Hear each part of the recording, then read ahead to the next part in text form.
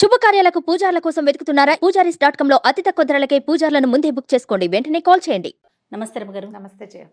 రమగారు, బహుశా మీకు పుస్తకాల పురుగు అని బిరుదుందా? చిన్నప్పుడు ఎప్పుడు అడిగినా ఏదో ఒక బుక్ చదువుకుంటూనే ఉంటానని చెప్తారు కదా కదండి. నాకేమనిపించిందంటే స్టోరీస్ అంటే చందమామ కథలు ఇలాంటివి మనం చెప్పేసుకుంటున్నాం. నోవెల్స్ ఉంటాయి కదా, అవి చదువుతారు కదా, వాటిలో మంచివి, చదవదగ్గవి, వినదగ్గవి, అందరం కుటుంబ సభ్యులంతా వినేలాగా పిల్లలకు కూడా చెప్పేలాంటివి ఏమన్నా చిన్నవి కొంచెం సింపుల్గా ఉండేవి ఏమైనా మీతో చెప్పించాలి అని నాకు అనిపించింది. అలాగే ఏమంటారు మీరు? మంచి ఆలోచనే. అంటే ఇప్పుడు మనం పెద్దవాళ్ళ కథలు కూడా చాలా చెప్పుకుంటాం. నావెల్స్ అంటే సాధారణంగా ఎక్కువగా చదివింది విశ్వనాథ్ సత్యనారాయణ గారు, శ్రీపాద సుబ్రహ్మణ్య శాస్త్రి గారు, తర్వాత ఇంకా అలా చాలామంది రైటర్స్, యనమూరి వీరేంద్రనాథ్ గారు, మల్లాది వెంకట కృష్ణమూర్తి గారు, అలాంటివి ఇంకా చెప్పక్కర్లేదు, మధుబాబు గారు, ఇవన్నీ హార్ట్ ఫేవరెట్లే. ఓకే. అయితే ఏంటంటే ఇదివరకు పాతకాలపు భాష అందరూ చదవలేరు. అవును, తెలుగే సరిగ్గా రాదు మన వాళ్ళకి. నాకి తేడా తెలియదు, లాకి తేడా తెలియదు. పెళ్ళికి వెళ్తే పిల్లిని చక్కన పెట్టారు, పెళ్ళికి వెళ్తూ పెళ్ళిని చక్కన పెట్టుకుంటూ ఉంటారు. పెళ్ళి లాకి తేడా లేదు, నాకి తేడా లేదు. అసలు తెలుగే రాని వాళ్ళు కొంతమంది వింటుంటారు, మేము తెలుగే అంటారు కానీ చదవలేకపోతారు. నేను చాలా మంది దగ్గర శశసహలకి తేడా అసలు లేనే లేదు. మనం శనగల్లో శాకి షాకి తేడా కొంతమందికి తేడా తెలీదు. ఈ సాధారణంగా వాడేటప్పుడు కూడా అలాగే మాట్లాడేస్తూ ఉంటారు. అంతే. ఇక దాన్ని మనం మార్చలేకపోతున్నాం. అందరితో పాటు ఇక మనం వెళ్ళిపోవడమే. భక్తి భగవంతుడు అంటుంటారు, భక్తికి ఒత్తు ఉండదు, భగవంతుడికి ఒత్తు ఉండదు. ఆ భగవంతుడికి ఇక విలువే లేదు, ఒత్తు లేకపోతే ఆ పదం పనికిరాదు అసలు. కాదరమ్మ గారు, భక్తి భగవంతుడు రెండు బాలకిను ఒత్తుండాలి. ఒత్తు ఉండాల్సిందే. మనం జాగ్రత్తగా మాట్లాడుకోవాలి అంతే. మెల్లిగా అలవాటు అవుతుంది. మనం వదిలేసాము. అయితే ఇప్పుడు మనం చెప్పుకునే నావెల్స్ కథల్లో చాలా మటుకు చందమామలోవి, కథా సరిత్సాగరంలోవి, అట్లా రకరకాల చోట్ల నుంచి చెప్పుకుంటాం. అయితే ఈ కథా సరిత్సాగరం నేను చెప్పేస్తాను కథ గురించి, అవి మీరు కూడా చదవలేరు, మీకు అర్థం కాదు. అది నేను చదువుకుని నీకు భాష నేను సింప్లిఫై చేస్తా. సింపుల్ భాష. మనం ఇప్పుడు ఇంచుమించుగా మాట్లాడుకుంటున్న భాషలోనే రాయబడిన నావెల్స్ ఇంచుమించు 60 నుంచి మొదలైనవి, 70 నుంచి మొదలైనవి అనుకుందాం. వాడుక భాష, ఎక్కువ పెద్ద పెద్ద పదాలు లేకుండా. ఎక్కడైనా చిన్న గ్రాంధికపు భాష వచ్చినా ఏవో ప్రభాత కిరణాలు అలాంటి పదాలు తప్పిస్తే పెద్ద పెద్దవి లేకుండా ఇలా ఉన్న నావెల్స్ కొన్ని వేల కొద్దీ ఉన్నాయి. పురాతన భాష పుస్తకాలు చదువుకోవచ్చు అలవాటైతే. అయితే ఈ 70s నుంచి వచ్చినటువంటి కథల పుస్తకాలు అన్నింటిలో కూడా చిన్న కథలు, పెద్ద కథలు, తర్వాత నావెల్స్, సీరియల్స్గా వచ్చేవి అన్నీ కూడా చాలా మంచివి, జీవితానికి బాగా దగ్గరగా ఉండేవి. ఇప్పుడు చందమామ కథలు అవన్నీ కూడా కొన్ని కథలు ఇలాంటివి జరుగుతాయా అనిపించేటట్టుగా కూడా ఉంటాయి.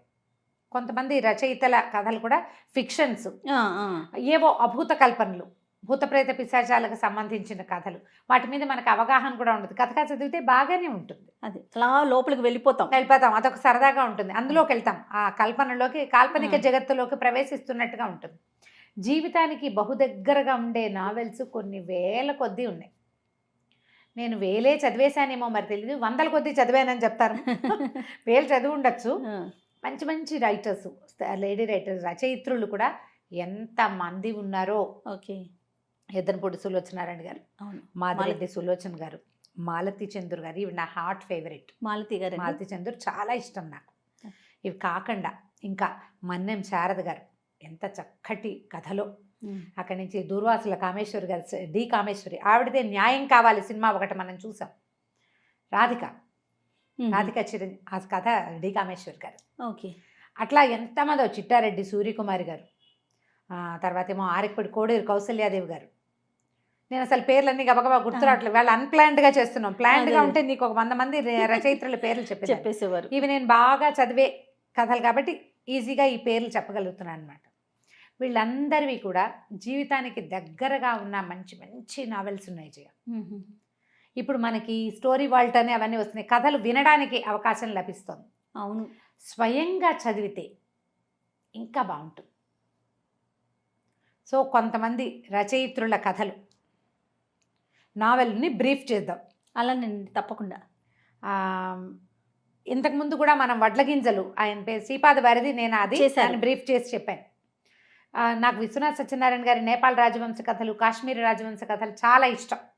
కాకపోతే అవి కొంచెం క్లమ్జీగా ఉంటాయి. ఇప్పుడు చదువు అని నీ చేతికి ఇచ్చినా నువ్వు గంట సేపు కష్టపడి కుస్తీ పెట్టి 10 పేజీలు చదువుతావు, కష్టంగా చదవలేవు. ఇప్పుడు ఇవేనుకో ఈ కథలైతే నువ్వు చదివేయగలుగుతావు. ప్రయత్నించి మళ్ళీ ఆ రైటర్స్కి ఇంకొకసారి ఆ పుస్తకాలు కొనుక్కునే వాళ్ళని ఏర్పరచాలని ఉంది నాకు. తప్పకుండా రమ్మగారు. ఆల్రెడీ చదివిన వాళ్ళు, ఇప్పుడు మేము ఎప్పుడో చిన్నప్పుడు చదివాను నేను చాలాసార్లు, మళ్ళీ కొత్తగా పుస్తకం కనపడితే ఈ బుక్ మన దగ్గర లేదు పోయింది అని మళ్ళీ కొనుక్కుని తెచ్చుకుంటాను. ఇది ఉండాలి మన దగ్గర. అలా మళ్ళీ మళ్ళీ చదవాలనిపించే కొన్ని కథలని, అది జీవితానికి దగ్గరగా ఉందని నేను భావించే కథల్ని చెప్తాను. తప్పకుండా అండి. ఈరోజు మరి ఏం స్టార్ట్ చేద్దాం? మాలతీ చంద్ర గారిది మనసులోని మనసు. మనసులోని మనసా? ఓకే. ఎంత బాగుంటుందంటే 10th క్లాస్ సెలవుల్లో చదివాను నేను. ఓకే. అప్పటి నుంచి ఇప్పటిదాకా నేను దాన్ని వదిలిపెట్టల. ఆ పుస్తకం చదివినప్పుడు నాకు కలిగిన భావం చెప్తాను నేను. కొంచెం ఏడ్చే గుణం తక్కువ చేయను, నేను తొందరగా ఏడవను. చిన్నప్పుడు మా ఇంట్లో పెద్దగా ఏడ్చేవాళ్ళం కాదు. అసలు ఆడపిల్లలు ఏడవటం మగపిల్లలు ఏడవడం అలా ఏం కాదు. చంటప్పుడు ఏడవటమే కానీ కొంచెం ఊహొచ్చాక దేనికైనా కళ్ళనీళ్ళు పెట్టుకోవటము, హర్ట్ అయిపోవటము లాంటి పరిస్థితులు లేవు, పద్ధతులు లేవు. అలగటాలు, ఏడవటాలు, బుజ్జగించటాలు, ఈ కార్యక్రమాలు ఏవి లేవు, అసలు మా ఇంట్లో లేవు. నేను బేసిక్గా ఏడుపు తక్కువ పిల్లని. నాకు ఊహొచ్చాక నేను ఏడ్చిన సంఘటనలు నాకు జ్ఞాపకమే లేదు. నిజం రమ్మగారు. కొన్ని విషయాలు మీరు షేర్ చేసేటప్పుడు అనుకుంటాను, అబ్బాయి ఎంత స్ట్రాంగ్ ఉన్నారు రమ్మగారు అనేసి. నాకు అవకాశం భగవంతుడు అట్లా ఇచ్చాడు చేయ. 2 కథలు నేను 10th క్లాస్లో చదివిన ఆ 2 పుస్తకాలు లోపల నుంచి దుఃఖం రావటం అది తెలిసిందనమాట. అది షేర్ చేసే ఏడుపు కాదు, మీకే ఒక చెప్పుకోలేని ఒక కష్టం, ఒక క్యారెక్టర్ ఆ పుస్తకంలో ఇన్వాల్వ్ అయిపోయి ఆ అమ్మాయికి వచ్చిన కష్టం, ఆ చెప్పుకోలేని నొప్పి ఫీల్ అవ్వడం ఏంటో నాకు ఆ 10th క్లాస్ హాలిడేస్లో. అంతకుముందు కూడా నేను చాలా పుస్తకాలు చదివాను, ఎన్ని కథలు చదివాను, కానీ ఎక్స్ప్రెస్ చేయలేని దుఃఖ వీచిక లోపల ఉండటం.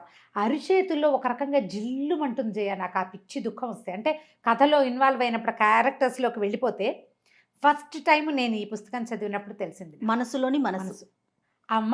ఒక అమ్మాయి తన ఆత్మగౌరవం కోసం తను ఎలా స్ట్రగుల్ అయ్యిందో, ఏడుపు కాదది, ఒక లోపల మనసులో క్రష్ చేయబడుతున్న నొప్పి అనమాట.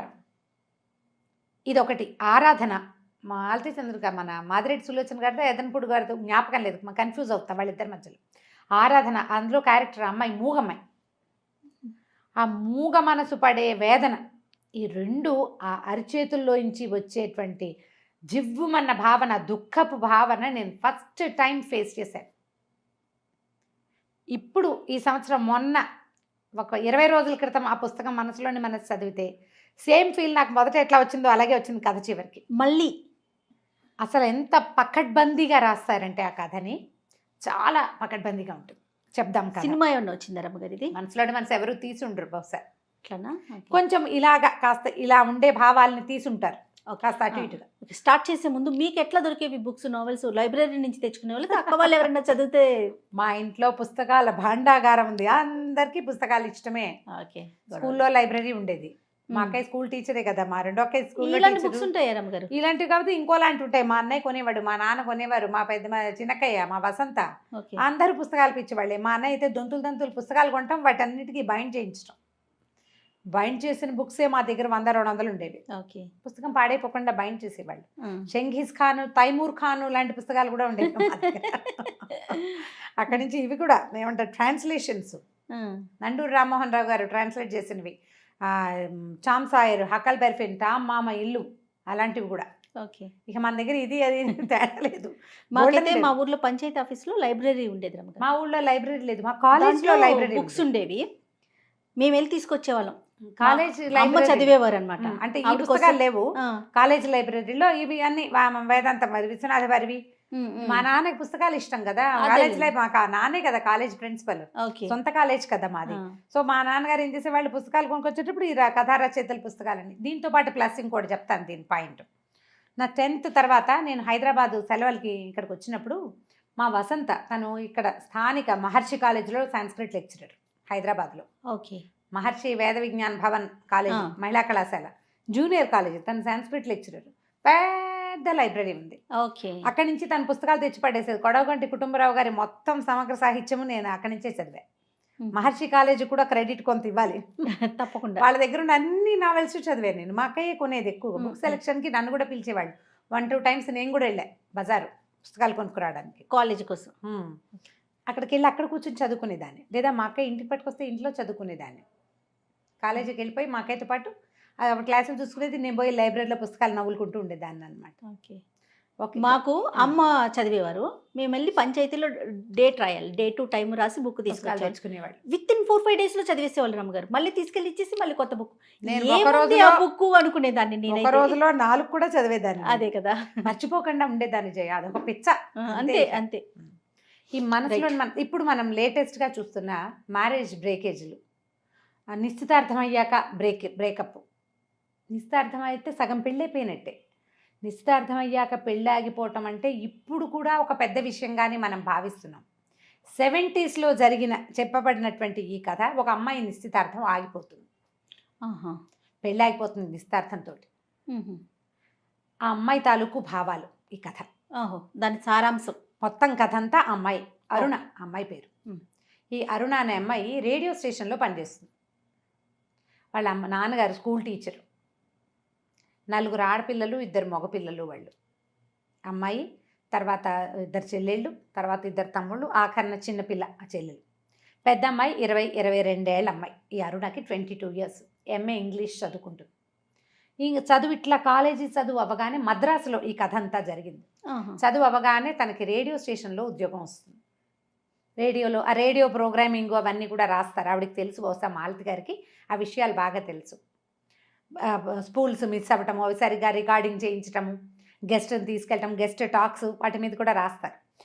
చక్కగా ఉంటుంది భాష, హైరాన్ ఉండదు. అక్కడక్కడ కొంచెం ఇంగ్లీష్ పదాలు కనపడుతూ ఉంటాయి, అంటే తెలుగులో రాయబడినవే కానీ. అయితే ఈ అమ్మాయి ఒకరోజు ఆఫీస్ నుంచి ఇంటికి వస్తుంది. రాగానే వాళ్ళ అమ్మ నాన్న సిద్ధంగా ఉంటారు. తండ్రితో కలిపి అమ్మాయిని ఒక చోటకి పంపిస్తారు. ఏంటంటే ఈ అమ్మాయి దూరదర్శన్లో ఒక ప్రోగ్రాంలో కనపడింది, అరుణ. ఆ కనపడిన ఈ అరుణను చూసి ఒక ఆవిడ, ఒక జడ్జి గారి భార్య, తన మనవడికి చేసుకుంటానని కబురు చేసింది. అప్పట్లో ఇలా పెళ్ళిళ్ళు అయ్యేవి, మధ్యవర్తుల ద్వారా కబుర్లు వచ్చేవి.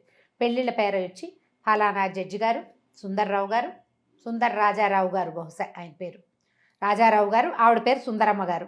రాజారావు గారు, సుందరమ్మ గారు వాళ్ళు వాళ్ళ మనవడి కోసం పెళ్లి సంబంధం చూశారు. పిల్ల చాలా బాగా నచ్చింది, పొడుగు జడ, తెల్లగా పొడుగ్గా ఉన్న పిల్ల కావాలనుకుంటున్నాం, ఫలానా అని అన్ని రేడియో స్టేషన్కి ఫోన్ చేసి వీళ్ళ వివరాలు కనుక్కుని, ఈ తండ్రి పనిచేస్తున్న స్కూల్కే మధ్యవర్తి పెళ్ళిళ్ళ పేరైన పంపించి పిల్లని తెచ్చి చూపించమన్నారు. తండ్రి మధ్యాహ్నమే వెళ్ళి వాళ్ళ ఇల్లు బాగా చూసొచ్చాడు. చాలా డబ్బులు ఉన్నవాళ్ళు వీళ్ళు, మధ్యతరగతి కుటుంబం. పిల్లకు ఉద్యోగం వచ్చింది కాబట్టి చేయిస్తున్నారు. చిన్న కుటుంబం, 4-6 పిల్లలు, స్కూల్ టీచరు, చిన్న సొంత ఇల్లు, అంతే వీళ్ళ జీవితం. ఈ పెళ్లి సంబంధం వచ్చేసరికి సరే అమ్మాయి ఏంది చక్కగా, అమ్మాయి అదేంటమ్మా వాళ్ళు వచ్చి మనని చూడాలి కానీ అంటే, కాదు చాలా పెద్దవాళ్ళు, ఆవిడ కాళ్ళు లేవు ఆ ముసలి ఆవిడకి. ఆవిడ చక్రాల కుర్చీలో ఉంటారు. ఒక కూతురు, కొడుకు, కోడలు ఉన్నారు, ఒక్కడే మనవడు. అబ్బాయి అశోక లేలాండ్లో పనిచేస్తాడు. అశోక లేలాండ్ అనేది 70లో చాలా గొప్ప కంపెనీ, పెద్ద ఉద్యోగం కింద లెక్క. ఇంజనీరింగ్ చదివాడు, ఎంటెక్కో ఏదో చదివాడు అబ్బాయి. పిల్లవాడు కూడా బాగున్నాడు ఫోటో. సరే తండ్రి ఇంప్రెస్ అయ్యాడు. సరే బయలుదేరి తీశారు అమ్మాయిని. వెళ్తే పెద్ద ఇల్లు, ఆవిడ ముక్కుకి చెవులకి వజ్రాల ఆభరణాలు, పెద్ద పట్టుచీర, తోటంతా పువ్వులు. కోడలు కూడా సన్నగా పొడుగ్గా అందంగా కనపడతారు, కొంచెం ముభావంగా ఉంటారు. కానీ పిల్లవాడి పెళ్లి ఫోటో కూడా చూపించారు. బాలే ఇంప్రెస్ అయింది అమ్మాయి. కాకపోతే తనే వెళ్ళి కనపడడం పట్ల ఏదో ఒక కించగా ఉంటుంది. సాధారణంగా అమ్మాయిని వాళ్ళు వచ్చి చూస్తారు కదా. బోల్డ్ అంత డబ్బు, అబ్బాయికి మంచి ఉద్యోగం, వీళ్ళకి బోల్డ్ సంపాదన, 3 కార్లు ఉన్నాయి, డ్రైవర్లు, పనివాళ్ళు, వెండి స్పూన్లు, వెండి గిన్నెలు, వెండి కప్పులు, అంతా వెండిమయం ఇల్లంతా. అమ్మాయి కొంచెం మనసు సహజంగా లోబడుతుంది. అన్నీ బాగున్నాయి. తూగలమా లేదా, మేమే వచ్చి పిల్లని చూస్తాం శాస్త్రానికి అని చెప్పారు. ఫోటో ఇచ్చారు. అబ్బాయి ఫోటో చూస్తే ఎంత బాగున్నాడు. ఆవిడకి చాలా గొప్ప మనవడు అంటే, నా రాజా రాజా అని పిలుస్తారు అబ్బాయి. రాజారావు అబ్బాయి పేరు, తాత పేరే పెట్టుంటారు. బాగున్నాడు. సరే మర్నాడో 3వ రోజు రాజాతో సహా వచ్చారు. అతను కూడా వచ్చాడు. చూస్తే అబ్బాయి హ్యాండ్సమ్గా బాగున్నాడు, అన్నీ బాగున్నాయి. ఆవిడేం చెప్పారంటే, ఇలా చిన్న ఇల్లు ఇది కుదరదు, మా ఇంట్లోనే పెళ్లి చేస్తాం. అన్నీ మేమే చేస్తాం, ఉభయ ఖర్చులు మేమే పెట్టుకుంటాం. అంటే ఇవిడ సావిత్రమ్మ గారు, అరుణ వాళ్ళ అమ్మ, ఆవిడకి అదేంటి పెద్ద పిల్ల, మా ఇంట్లో తొలి శుభకార్యం తొలిచూలు పిల్ల మేమే చేసుకోవాలని ఉంది ఆవిడకి. కానీ వీళ్ళ డబ్బు, వాళ్ళ వైభోగం, వాళ్ళ వ్యవహారం ఇవన్నీ చూసేసరికల్లా కొంచెం మెత్తబడిపోయారు. అక్కడి నుంచి ఆవిడ ఉద్యోగం ఎందుకు మానేయమని హింట్ ఇచ్చారు అమ్మమ్మ గారు. ఓహో. పెద్ద మానటం ఇష్టం లేదు ఈ అమ్మాయికి. కష్టపడి సంపాదించుకున్న ఉద్యోగం ఎవరికి వస్తాయి ఉద్యోగాలు? సరే అతనితో కలిసి కొంచెం బీచ్కి కూడా వెళ్ళొస్తుంది. బాగున్నాడు, హ్యాండ్సమ్గా, మంచి ఉద్యోగం, బోల్డంత ఆస్తి, ఇవన్నీ ఉన్నాయి కదా. సరే నిశ్చితార్థం చేశారు. నిశ్చితార్థానికి ఎంత బంగారం చూపించారో పిల్లకి ఇవ్వదలుచుకున్నది. పెద్ద కాసుల పేరు, చంద్రహారాలు, బోల్డన్ని గాజులు, ఇంతంత దుద్దులు, ఏమిటేమిటో చాలా గ్రాండ్గా చేశారు. అక్కడి నుంచి నిశ్చితార్థం అయ్యాక ఉద్యోగం మానేమని హింట్ ఇచ్చారు. కానీ అతన్ని అడిగింది, గ్రానీ ఇష్టం అన్నాడు అతను ఉద్యోగం మానేయటం గురించి. గ్రానీకి అది ఇష్టం ఉండదన్నాడు. ఇంకా సరే కొద్ది రోజులు ఇంకా ఉంది పెళ్ళికి టైం. పెళ్ళికి ఒక 20 రోజులు, నెల 20 రోజులు, 20 days టైం ఉండగా ఆ రేడియో స్టేషన్లో ఆ అమ్మాయితో పనిచేసే సీనియర్ భాస్కర్ అని అతని కజిన్ది పెళ్ళి. అయితే మన వాళ్ళందరినీ తీసుకురమ్మన్నారు. బాబాయ్ కూతురు చాలా, అమ్మాయిని చూస్తే, నిన్ను చూస్తే నాకు తన్ను చూసినట్టే ఉంటుంది, పొడుగాటి జడ, మెడ పొడుగు, పక్క నుంచి చూస్తే నాజుగ్గా అందంగా కనపడుతుంది, నీకు మళ్ళీ కనిపిస్తుంది, జడ అది చూస్తే పద్మ అచ్చు నీలాగా ఉంటుంది, మా బాబాయ్ కూతురు అన్నాడు. అందరినీ అడిగారు. ఈ అమ్మాయితో పాటు రమోలా అని ఇంకో పాటలు పాడే అమ్మాయింది, ఇంకొక ఆవిడ శారదా అశోక్వర్ధన్ ఏదో పేరు చెప్తారు, శారదా నటరాజన్ అనుకుంటా. వీళ్ళు ముగ్గురు ఆడవాళ్ళు, ఓ 3-4 మగవాళ్ళని ఆ ఊరు పాటల కచేరీకి తీసుకెళ్దాం అనుకున్నాడు. ఓహో. సరే మధ్యలో ఏమైంది, ఈ రేడియో స్టేషన్లో వాళ్ళందరికీ పార్టీ ఇద్దామని పిలిచారు. వాళ్ళంతా ఈ సంపద అంతా చూసి ఆశ్చర్యపోయారు, ఎంత సూపర్ ఇల్లు, భలేదుగా తంతే బూర్ల గంపలో పడ్డట్టు పడింది అరుణ్ అనుకున్నారు. సరే మా అమ్మమ్మ గారిని బతిమలాడి పెళ్ళికి వెళ్ళడానికి ఒప్పించుకుంది. పెళ్ళికి వెళ్ళింది. పెళ్ళికి వెళ్తే ఆ పెళ్ళిలో ఏమైంది, పెళ్లి కూతురు వాళ్ళ అంతా అమ్మాయి కొంచెం అమ్మాయిలా కనపడుతుంది. అక్కడ చాలా ప్రోగ్రాములు జరిగినాయి. పల్లెటూరు పెళ్ళి. అప్పట్లో మేజువాణి అని అదొక పంధ, ఇది డాన్సులు అనమాట, ఎవరివో పిలిచి అదేదో జరిగింది. తర్వాత ఏమో వాళ్ళు అక్కడ రకరకాల వ్యవహారాలని. అక్కడికి వెళ్ళేసరికల్లా అక్కడ ఒక అతను పరిచయం అయ్యాడు ఈ అమ్మాయికి, అరుణకి. జస్ట్ ఆ పెళ్లి వాళ్ళతో పాటు రాజారావు అతని పేరు. వీళ్ళకి టీచర్ గారని ఒక అబ్బాయి, వాళ్ళ అబ్బాయి అన్నమాట, టీచర్ గారు అబ్బాయి. ఆ టీచర్ గారు రాజమండ్రిలో లోకల్ గార్డియన్గా ఉంటుంది. ఈ ఊరి ఆడపిల్లలంతా వెళ్ళి రాజమండ్రిలో చదువుకుంటారు. ఆవిడ అక్కడ స్కూల్లో టీచరు. ఆవిడ ఇంట్లోనే ఈ పిల్లలంతా ఉండేవాళ్ళు. ఆ రాజారావు ఆవిడ కొడుకు. వీళ్ళతో చిన్నతనం నుంచి కలుసున్నాడు. వాళ్ళ తాతగారిది ఈ ఊరే, ఆవిడ పుట్టిల్లు అనమాట, వాళ్ళ అమ్మది. దాంతో ఇతను వీళ్ళ ఫ్యామిలీ మెంబర్గా ఉంటాడు వీళ్ళందరికీ. అతనికి ఈ అమ్మాయి పట్ల మంచి ఆకర్షణ కలుగుతుంది, అరుణ పట్ల. కొంచెం అట్రాక్ట్ అయ్యి పేరేమిటని అదని అడిగాడు. కానీ ఈ పిల్ల పెళ్లి కుదిరిపోయి ఉన్న పిల్ల కదా, ఆ అమ్మాయి ఏం పెద్ద ఆసక్తి చూపించదు. కానీ అతను కొంచెం ఇంట్రెస్టింగ్గా మాట్లాడతాడు. మాట్లాడిన తర్వాత అతనికి తెలుస్తుంది ఈ అమ్మాయికి పెళ్లి సెటిల్ అయిందని, ఫలానా అని. ఇంకా ఆ పెళ్లిలో ఎక్కడికైనా వెళ్తే ఇది వరకటి రోజుల్లో ఈ పెళ్ళి ఎవరు ఏమిటి అని కనుక్కోవటం, పెళ్ళి అయిందా, పెళ్లి సంబంధం కుదిరిందా అని సంబంధాలు చెప్పడానికి ఇప్పటికీ ఉంది ఆ పద్ధతి. ఇప్పుడు కొంచెం ఈ పెళ్ళిళ్ళు చెప్పే మార్గాలు మానేశాం కాబట్టి తగ్గింది. కానీ మా పెళ్ళిళ్ళ నాడు కూడా అలాగే ఉండేది. ఎవరి పెళ్ళికైనా వెళ్తే పిల్ల బాగుంటే, లేదా పిల్లాడు హ్యాండ్సమ్గా ఉంటే ఎవరు ఏమిటి వివరాలు కనుక్కోవటం, మా వాళ్ళ అమ్మాయిది మా వాళ్ళ అబ్బాయి ఉన్నాడని చెప్పటం. ఈ సందర్భంలో సరే ఏమైంది, మర్నాడు వీళ్ళందరూ ఇక్కడ ఏవో గోల్డ్ ప్రోగ్రాంలు ఉన్నాయి, మిమ్మల్ని ఎక్కడికో తీసుకెళ్తాను, బయటికి తీసుకెళ్తానని ఈ మొత్తం రేడియో గ్రూప్ని ఆ రాజారావే వెంట పెట్టుకుని ర్యాలీ అవి చూపిస్తాడు. ఆ సందర్భంలో ఈ అమ్మాయి ఈ ఫలానా వాళ్ళకి కాబోయే కోడలని తెలుసుకుని అతను అడుగుతాడనమాట, వాడు ఎలా ఉన్నాడు, రాజా ఎలా ఉన్నాడు, ఇప్పుడైనా గ్రానీ అండం మానేశాడా, మీకు ఎలా తెలుసు అంటే తెలుసు అంటాడు. అతనికి బాగా ఆకర్షణీయంగా ఉంటుంది, ఈ అమ్మాయి నచ్చుతుంది. ఈ పిల్లకి అలాంటివి ఏం లేవు పాపం. సరే వీళ్ళని ట్రైన్ ఎక్కించడానికి పంపిస్తారు. ఈ మధ్యలో ఏమవుతుందంటే వసంతాలు ఆడతారు ఆ పెళ్ళిలో వసంతం ఆడడం హోలీ లాంటిది అనమాట. ఇప్పుడు మా వాళ్ళ ఇళ్లలో కూడా 1-2 చోట్ల మేము అది చూసాం. అయితే కొత్త వాళ్ళని ఎవరు ఉండరు, పెళ్లి వాళ్ళ వరకే వసంతాలు ఆడతారు. తెల్లటి బట్టలు కట్టుకుంటారు అందరూ, వసంతం హోలీ ఆడడం అనమాట, రంగులు చల్లుకోవటం. ఆ రంగులు చల్లే ప్రోగ్రాంలో ఈ అమ్మాయి వీళ్ళంతా కూడా పాల్గొంటారు. సరదాగా బుక్కాలు చల్లుకోవటం, రంగులు చల్లుకోవటం, వసంతం నీళ్లు చల్లటం, చెంబెడి నీళ్లు దిమ్మరించడం, పసుపు నీళ్లు, ఎరుపు నీళ్లు, ఈ కథ అంతా నడుస్తుంది. మర్నాడు పొద్దున్నే లేచి వీళ్ళు బయలుదేరేస్తారు. వచ్చేస్తుంది. ఆ రోజు వచ్చేటప్పుడు అతను రైల్వే స్టేషన్లో వీళ్ళు చాలా గర్విష్టి వాళ్ళని, వాళ్ళతోటి ఆత్మాభిమానం ఉన్న ఆడపిల్లలు ఎవ్వరూ ఆ ఇంట్లో బతకలేరని, ఎంత చవటమైనా పర్వాలేదు మొగుడు, భర్త సంపాదన లేనివాడైనా భరించవచ్చు, కానీ చవటల్ని భరించడం కష్టం. అలా క్రియేట్ చేశారా? అలా అక్కడ జరిగింది. ఆ విషయాన్ని ఈ అమ్మాయికి చెప్తాడు అతను. వాళ్ళ ఇంట్లో ఉండటం కష్టం అనేది తెలియదు. మీలాగా ఆత్మాభిమానం ఉన్న ఆడపిల్లలు ఆ మామగారి ముందు దగ్గర బతకలేరు. అదంతా ఆవిడ టైగర్, ఎంజిఎం అంటాడు ఆవిడని. ఎంజిఎం అంటే ఆ సినిమాలో ఇంగ్లీష్ సినిమాలో ఇలా సింహం నోరు తెరుస్తున్న బొమ్మ, ఆ బొమ్మ గుర్తొస్తుందన్నమాట. ఆవిడ ఎప్పటికీ ఒక్క ఆడది 3 తరాల మగవాళ్ళని గాడిదలను చేసి కూర్చోబెట్టింది. ఆవిడ భర్త ఆవిడ మాటే వింటాడు, కొడుకు ఆవిడ మాటే వింటాడు, మనవడు ఆవిడ మాటే వింటాడు. ఆవిడ గీసిన గీటు దాటరు. ఆవిడ మనుషుల ఆత్మాభిమానాన్ని ఉండనివ్వదు అని చెప్తాడు. ఈ పిల్లకు చిరాకు వస్తుంది. నా సంబంధం కుదిరిపోయింది, రాజా బాగున్నాడు, బోళ్ళంత సంపాదన, మంచి డబ్బులున్నవాళ్ళు, అవే కదా ఆడపిల్లలకి, అంతకంటే ఏం కావాలి? కోపం వస్తుంది. సరే వెళ్ళిపోతుంది. ట్రైన్ ఎక్కేసింది, ఇంటికి వచ్చేసింది. బాగా జరిగిందని చెప్పింది. ఇంటికి వెళ్ళేసరికల్లా అమ్మమ్మ గారికి జ్వరం వస్తుంది. జ్వరంతో ఉన్న అమ్మమ్మ గారిని చూసుకురావడానికి కూడా వెళ్తుంది. ఒక్క 4-6 రోజులు గడుస్తాయి. పెళ్ళి ఇంకా 10 రోజుల్లోకి వచ్చేసింది. ఒకరోజు ఆఫీస్ నుంచి ఇంటికి వచ్చేసరికల్లా రైల్వే స్టేషన్ నుంచి చెల్లెళ్ళు తమ్ముళ్ళు ఇంట్లో కూర్చుని ఉన్నారు. అమ్మ నాన్న ఏదో అమ్మమ్మ గారికి ఒంట్లో బాగోలేదు, అమ్మ నాన్న వెళ్ళారు, నేను కూడా రమ్మన్నారంటే ట్యాక్సీ తీసుకుని కారు వచ్చేస్తుంది. కారులో ఇప్పుడు ఈ పెళ్లి సెటిల్ అయిన తర్వాత ఎంతసేపు అమ్మాయి కోసం ఆఫీస్కి కారు వచ్చేది, ఇంటికి కారు వచ్చేది, కారులోనే తిరగాలి, నువ్వు బస్సులు ఎక్కకూడదు. ఓహో, అలాంటివి ఉండేవి. మా హోదాకు తగినట్టు ఉండాలి. అలా రోడ్ల మీద పడి తిరగద్దంటే అవమానం. నిన్నటి దాకా తిరగలా, ఏంటి వాళ్ళ గొప్ప నాది, ఏంటి ఎందుకు వీళ్ళు ఇలా చేస్తున్నారు అనిపించేది. కానీ ఆ సంపద, ఆ గ్రాండియర్ మీద ఉన్న ఆసక్తితోటి కొంచెం తగ్గేది. ఒక్కోసారి ఒళ్ళు మండిపోయేది, ఏమిటి వీడు ఓవర్ యాక్షన్ అనిపిస్తూ ఉండేది, కానీ తగ్గుతూ ఉండేది. అమ్మ కూడా కంట్రోల్ చేసుకోమనేది. తీరా అక్కడికి వెళ్ళేసరికల్లా ఆవిడ అమ్మనా బూతులు తిడుతుంది అరుణని.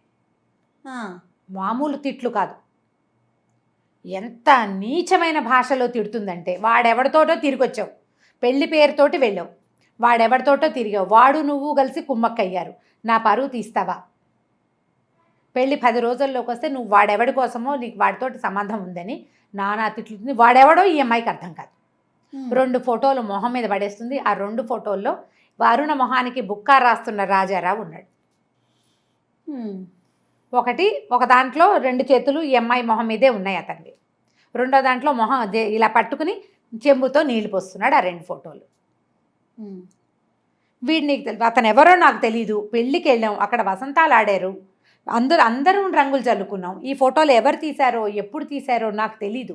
ఇతనికి అది అందరి మీద చల్లాను, అందరి మీద చల్లుతావా? పెళ్ళైన పిల్లవి, పెళ్ళి సెటిల్ అయిన పిల్లవి, ఎవరో పరాయి మగవాళ్లతోటి వసంతాలు ఎలా ఆడేవు నువ్వు? ఆ పెళ్లిలో మేజువాణి పెట్టారని నువ్వు చెప్పినప్పుడే చీచి పాత పద్ధతులు దరిద్రం, అలాంటి చోటకి ఎందుకు పంపించానని నన్ను తిట్టుకున్నాను, నిన్ను తిట్టాను, నువ్వు ఇలాంటి పని చేస్తావా? వాడు నీకు తెలుసు. అసలు వాడు అంటుంటుంది, వాడు వీళ్ళకేమవుతాడో ఈ అమ్మాయికి అర్థం కాదు. వాడు నా పరువు తీయటానికే ఈ పని చేశాడు, నువ్వు వాడితో కుమ్మక్కయ్యావు. ఇక కాళ్ళ మీద పడమంటుంది. నేనే తప్పు చేయలేదు, అతను ఎవరో నాకు తెలీదు, అసలు ఈ ఫోటోలు ఎవరు తీశారో తెలీదు, ఆ ఫోటోలు ఎందుకు పంపించారో తెలీదు. ఇక ఏం చెప్పినా ఆవిడ వినదు, తిట్టి తిట్టి తిట్టి తిట్టి పోసేస్తుంది.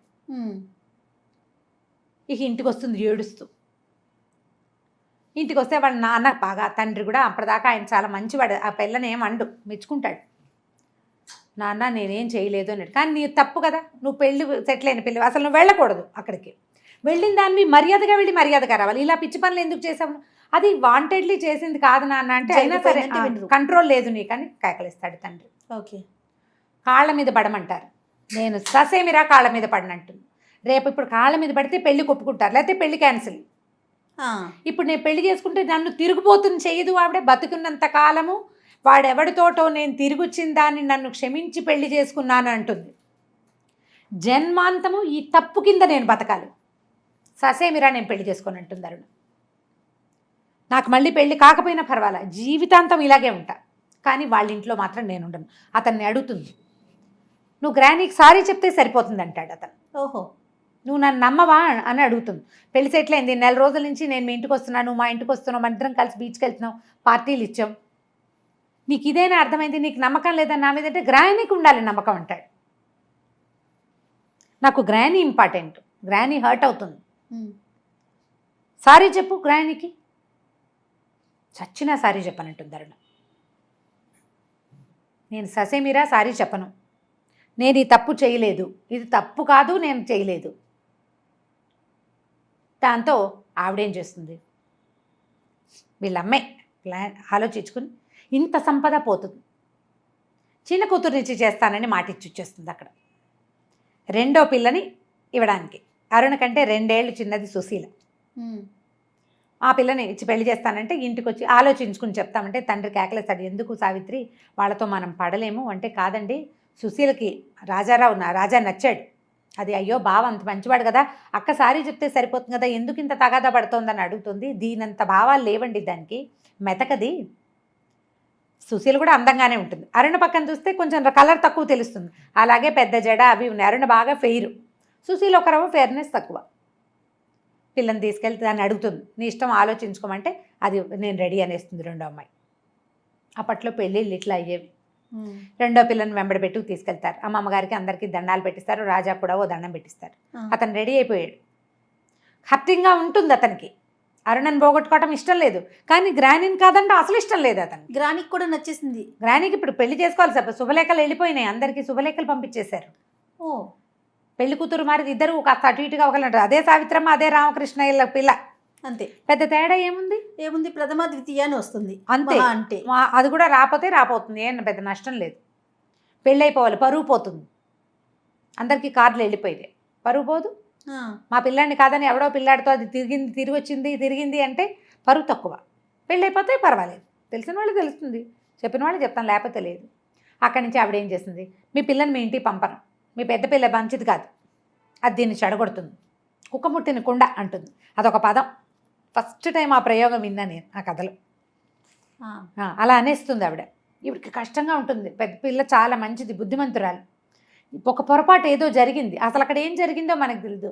ఒక పెద్ద పిల్లని తిడుతూ రెండో పిల్లని చేసుకుంటామంటే తల్లులకి ఎలా ఉంటుంది, పళ్ళ చక్రం పెట్టి తిప్పినట్టు ఉంటుంది పొట్టలో, ఒప్పుకుంటారు. మరి ఏం చేస్తారు, పిల్లని అక్కడే వదిలిపెట్టేస్తారు. ఆ 20 రోజులు 10 రోజులు పెళ్లికి ముందు పిల్లని అక్కడే వదిలిపెట్టి రోజు వీళ్ళే వెళ్ళి చూసుకొచ్చుకుంటారు. పెళ్ళి ఏర్పాట్లు అయిపోతాయి. ఈ అమ్మాయి ఏం చేస్తుందంటే అంతా ఏడుస్తూ ఆ భాస్కర్కి చెప్తుంది. రాజారావే ఆ ఫోటోలు పంపించాడని నమ్ముతుంది ఖచ్చితంగా. అతను తన మీద ఇంట్రెస్ట్ ఉన్నట్టు ప్రవర్తించాడు, నా పెళ్లి చెడగొట్టడానికే చేశాడు ఈ పని అని చెప్పి అతని నెంబర్ అడ్రస్ ఇవ్వండి అని ఉత్తరం రాసేసింది. మీరెంత దౌర్భాగ్యులో, మీలాంటి దుర్మార్గుల్ని నేను ఎక్కడా చూడలేదు, నికృష్టుడివి నువ్వు అని రాస్తుంది. ఆ ఉత్తరం పట్టుకుని రాజారావు వచ్చేస్తాడు వెనక్కి ఈ అమ్మాయి దగ్గరికి. ఈ ఉత్తరానికి నీకు సమాధానం ఏమిటని మొహం మీద పడేస్తాడు ఉత్తరం. ఈ పెళ్ళని ఈ అమ్మాయి ఏం చేస్తుంటే రమోల వాళ్ళ ఇంటికి వెళ్ళి ఉంటుంది, తన ఫ్రెండ్ ఉంది కదా, తన పాటలు పాడే అమ్మాయి, వెళ్ళి అక్కడ ఉంటుంది, 3 రోజులు ఉంటుంది. అక్కడికి వస్తాడు. నువ్వు ఏం సమాధానం చెప్తావు, నేను ఎందుకు చేస్తాను ఈ పని, నేను చేయలేదు, నాకు తెలియదు అంటాడు. అప్పుడు అరుణకి అసలు విషయం ఏం తెలుస్తుందంటే రాజారావు ఎవరో కాదు, ఏ సుందరమ్మ గారి మనవండి తను కాదందో ఆ సుందరమ్మ గారికే మొదటి కోడలికి పుట్టిన కొడుకు, మనవడు ఆవిడికి. ఓహో, చెల్లెలు పెళ్ళి అయిపోయింది పెళ్ళి. ఇతను రాజారావు ఆ పెళ్ళికి కూడా వెళ్తాడు. పెళ్లి విశేషాలన్నీ వచ్చి చెప్తాడు తర్వాత. అక్కడి నుంచి తర్వాత కథ ఏమైందో దీని తరువాయి భాగంలో తెలుసుకుందాం మనం. భలే ఉంది రమ్మగారు, చాలా ఇంట్రెస్టింగ్గా ఉంది ఈ కథ. మనం హాయిగా చదువుకోవచ్చు. ఎస్.